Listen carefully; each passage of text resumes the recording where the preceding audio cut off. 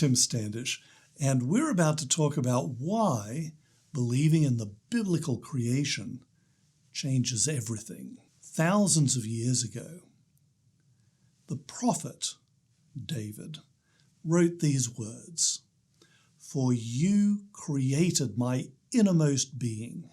You knit me together in my mother's womb. I praise you because I am fearfully and wonderfully made. Your works are wonderful. I know that full well." I love this text because it tells us something about what people were thinking thousands of years ago, and something about what they understood about the human body, but also the rest of creation. But most of all, I love it because at its center, it tells us what the reason is for worshiping and praising God. We praise God because we and the rest of creation are fearfully and wonderfully made. God is worthy of our worship because He is the Creator. Now, I want you to contrast that view with this view that was expressed by Charles Darwin. Now, Charles Darwin, you'll remember, was trying to come up with a materialistic or a naturalistic explanation for everything, particularly life and the diversity of life on Earth. Talking about human beings, he wrote, "Man in his arrogance thinks himself a great work, worthy the interposition of a deity. More humble and, I believe, truer, to consider him created from animals." I want you to see the impact that this particular view has on brilliant people as they look at the human body and the rest of the creation. And to do that, I'm going to use a quotation from Richard Dawkins. Richard Dawkins wrote this: "Suppose I tell you that the eye's photocells are pointing backwards, away from the scene being looked at. The wires connecting the photocells to the brain run over all the surface of the retina, so the light rays have to pass through a carpet of massed wires before they hit the photocells. That doesn't make sense, and it gets even worse." Don't worry, we'll get to what he considers to be even worse here. But let's just step aside a little bit so that we can see what Richard Dawkins is talking about. So here's a diagram of the human eye, and at the back of the human eye is the retina. In the retina, there are light-sensitive cells. So if we have an image, that image is focused onto the back of our eye by the lens that's here in the front of our eyes, and those light-sensitive cells respond to the light that is focused on them. However, just having light-sensitive cells responding to light really doesn't do anything for us. We need to have some way in which we can take the responses of those cells back to our brain, and that's what the nerves do. So the nerves collect that information that is generated by the light-sensitive cells, brings it all together, and takes it back to our brain via the optic nerve. Let's zoom in here on the retina and just take a look at what's going on there and what Richard Dawkins has a low opinion about. Here are our light-sensitive cells, or our light-detecting cells. Now, those light-detecting cells are very metabolically active. That means they require a lot of energy. And the fuel to run those light-detecting cells is provided via the blood. So our eyes actually have a very good blood supply. They need it if we're actually going to see things. If you've ever looked at blood, you probably realize that light doesn't travel through it very well. So it's absolutely necessary that that blood supply be behind the light detecting cells. And obviously, the nerves that are going to be taking the signals from those light detecting cells can't be in the same place as the blood, because two things can't be in the same place. So there's only one place where they can go, and that is in front of the light detecting cells. So here's the problem that Richard Dawkins was pointing out. When light comes in and it's focused so nicely by the lens in our eye on the retina, it has to pass through the nerves before it gets to the light detecting cells. And as a consequence of that, the light gets dissipated a little bit. He considers this to be bad design, but I think that you can see that it's pretty much the only way it can be if we're going to have the kind of eye that we have. Now, I should tell you, there are other organisms like squid and octopuses, for example, that have a different design here. That design suits their needs very well. But the human eye is designed for our needs, and as a consequence, this is the necessary design. And think about this a little bit. Is it bad design, or is it just a kind of compromise that had to be made? Or what would you do about it if you were the designer? Richard Dawkins thinks it's bad design. I don't think it's necessarily bad design, but I'd call it necessary design, that things be this way. Now, here is where things get kind of interesting.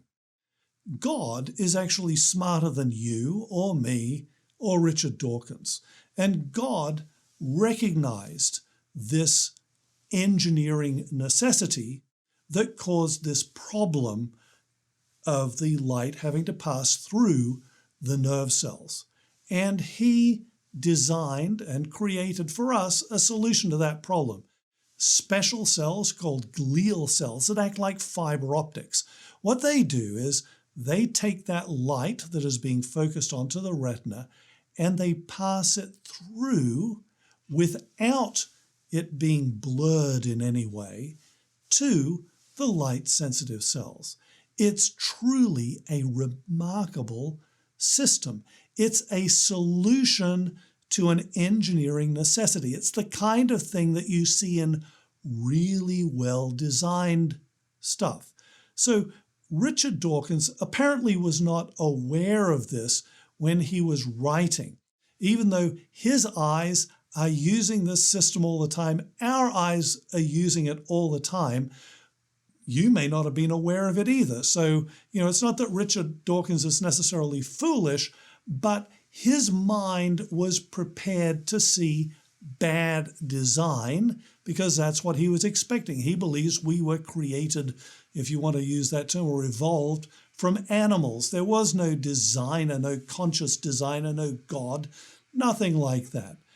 In reality, that particular argument about the arrangement of things in the retina isn't a particularly good one against the idea that God designed our eyes. But let's continue on with what Richard Dawkins wrote. He says, one consequence of the photocells pointing backwards is that the wires that carry their data somehow have to pass through the retina and back to the brain. What they do in the vertebrate eye is all converge on a particular hole in the retina, where they dive through it. The hole, filled with nerves, is called the blind spot. Obviously, it's blind because there are no light-detecting cells there. And then he draws this conclusion. It's not just bad design, it's the design of a complete idiot. Now, let's see if he's right about that blind spot. You'll remember, this is what the eye looks like, and there it is, the blind spot, the place where all of those nerves come together and they go through the light-sensitive cells and take the signal back to the brain. Again, it's absolutely necessary, but is it really a problem? Let's think a little bit about what God did when he made us. he made us with two eyes.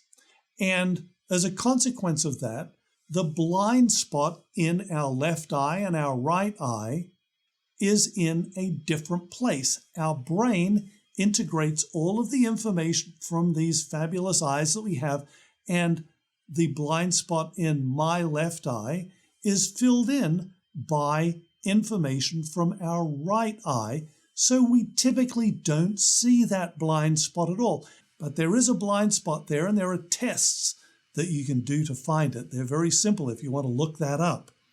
God thought of this potential problem, and he gave us two eyes so that it is not a problem. The only people who are going to have an issue with this are pirates. That's obviously a joke, but you get my point. People with one eye may have an issue with this, but even there, our brain actually helps to compensate for this very real blind spot that is there. What can we conclude from this information? How might we as Bible-believing Christians view human eyes in a different way than a Darwinist like Charles Darwin or Richard Dawkins? My conclusion is believing in the creation changes how we view ourselves. We see ourselves as objects of our Creator's love, created very good, with a purpose, in the image of God, and responsible for the rest of creation. The alternative is that we are purposeless creatures, victims of the uncaring process that made us. The data, in my opinion, line up far better with the conclusion that those of us who believe the Bible and worship the Creator come to. Charles Darwin also wrote this: "At some future period, not very distant as measured by centuries, the civilized races of man will almost certainly exterminate and replace the savage races throughout the world." I want you to think a little bit about who Darwin might be talking about here when it comes to these savage races. I can tell you that I know from reading Darwin more extensively that I am certainly one of those savage races, but you're probably one of those whom he had in mind as well. And according to his theory of evolution, you are, and I am, less evolved than Europeans like himself, and as a consequence of that, your role in nature is to go extinct. Here's a more recent Darwinist writing about the implications of this Darwinian view when it comes to morals and ethics. James Rachel says, "An evolutionary perspective denies that humans are different in kind from other animals, and one cannot reasonably make distinctions in morals where none exist in fact." In other words, there is nothing special about humans. There is no moral difference. And sorry, you're just going to have to live with it. From a Darwinian perspective, of course, the Bible reveals a completely different reality. So, God created mankind in his own image. In the image of God, he created them. Male and female, he created them. Human beings, it's revealed in the Bible, are created in God's image. That gives us a different moral status. It gives us a different reality, so therefore a different ethical system. And this is really a big deal. The Bible tells us about some of those implications. There is neither Jew nor Gentile, neither slave nor free, nor is there male and female, for you are all one in Christ Jesus. Jesus Jesus Christ, who created us, is our Redeemer as well. And we are all equal. This is a totally different view of reality, a totally different view than you see propounded by many people even today. Peter Singer, who is an evolutionary ethicist, took the implications of Darwinism all the way. Here's what he wrote. If we compare a severely defective human infant with a non-human animal, a dog or pig, for example, we will often find the non-human to have superior capacities, both actual and potential, for rationality, self-consciousness, communication, and anything else that can plausibly be considered morally significant. So Peter Singer advocates an evolutionary ethic in which human beings, whom he considers to be defective, have no more or greater moral status than animals do. He's looking for what reasons we might have for human exceptionalism. What he comes up with is a utilitarian argument, but the Bible reveals a very different view based on the creation. Here is a paper that actually appeared in the Journal of Medical Ethics taking this particular view all the way. The authors write, "We claim that killing a newborn could be ethically permissible in all the circumstances where abortion would be. Such circumstances include cases where the newborn has the potential to have an at least acceptable life, but the well-being of the family is at risk.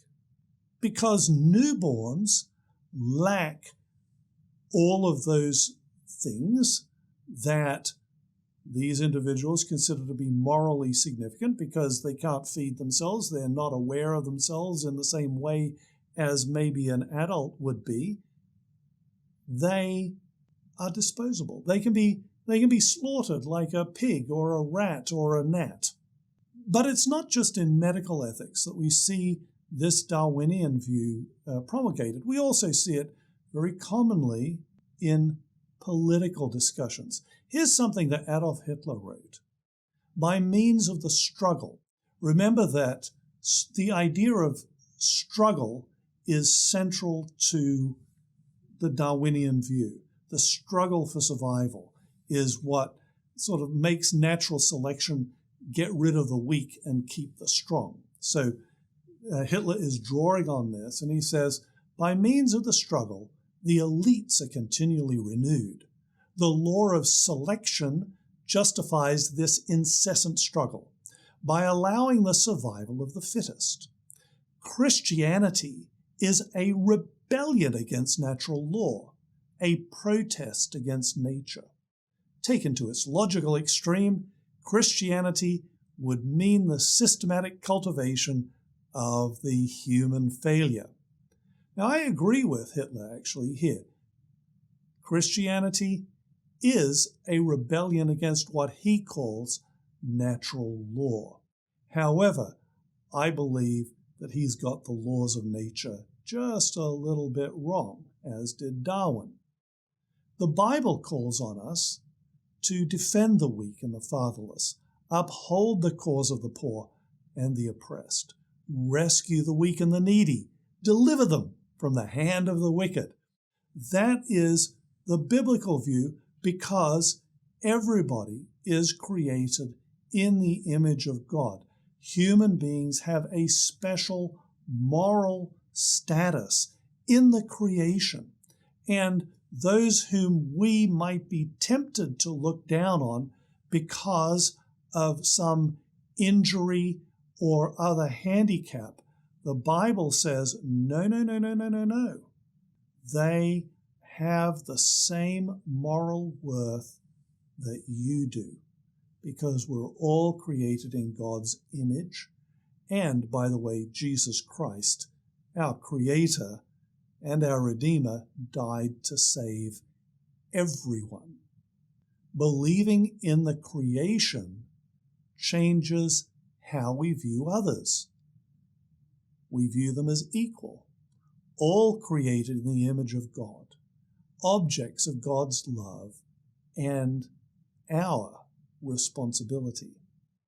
The alternative is that we view one another as enemies competing for resources. That's the Darwinian view. Here's another thing that Charles Darwin wrote. What a book a devil's chaplain might write on the clumsy, wasteful, blundering low, and horribly cruel works of nature.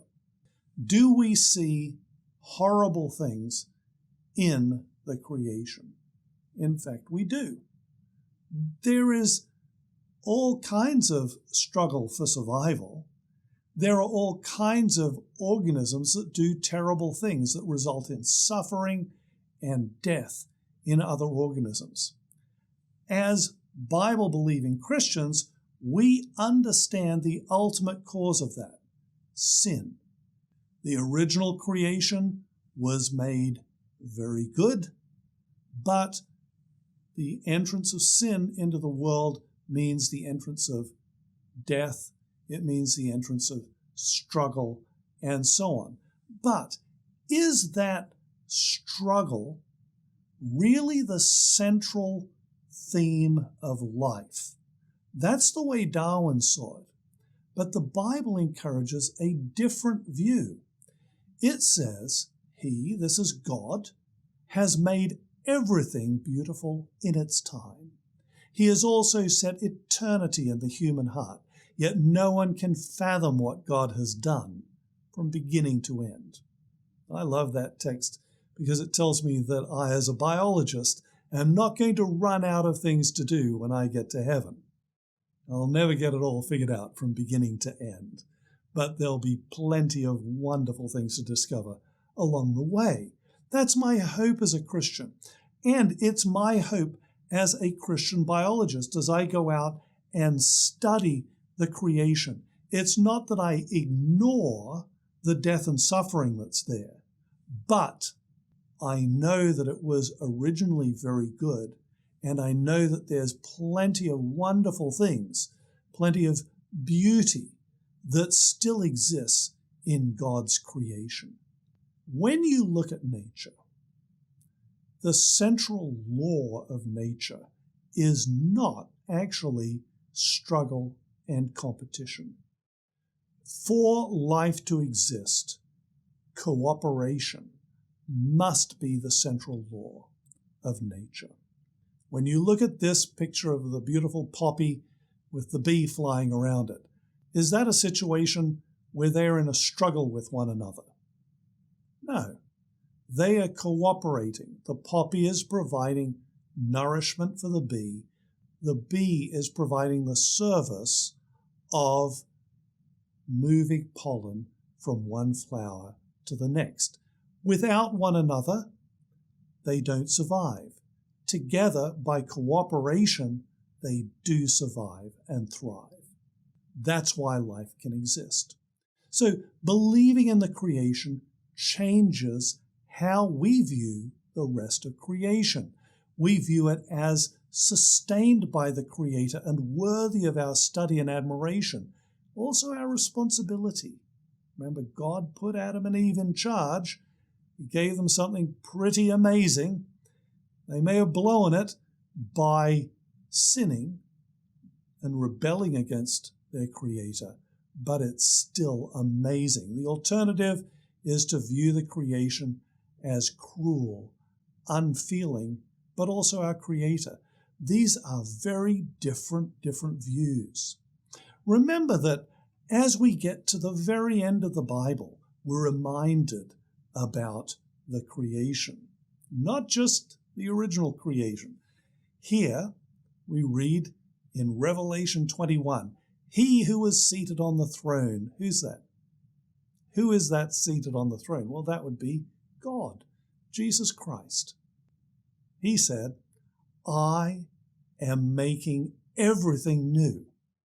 So when we see broken aspects in the creation, we can have this hope that the Creator who originally made everything very good can restore his creation, can do a new creation where there's no more sickness, no more death, no more tears, and all of these things that distract us from the sublime beauty that is still there in the creation. And I love the emphasis here. Then he said, write this down, for these words are trustworthy and true. I believe they are. So the biblical creation provides a reasonable and sufficient cause for all that we see that's wonderful in nature. The biblical creation provides a coherent hope of salvation and a new creation. The biblical creation changes our entire view of ourselves, the rest of creation, our past, and our future. In short, believing in the biblical creation changes everything.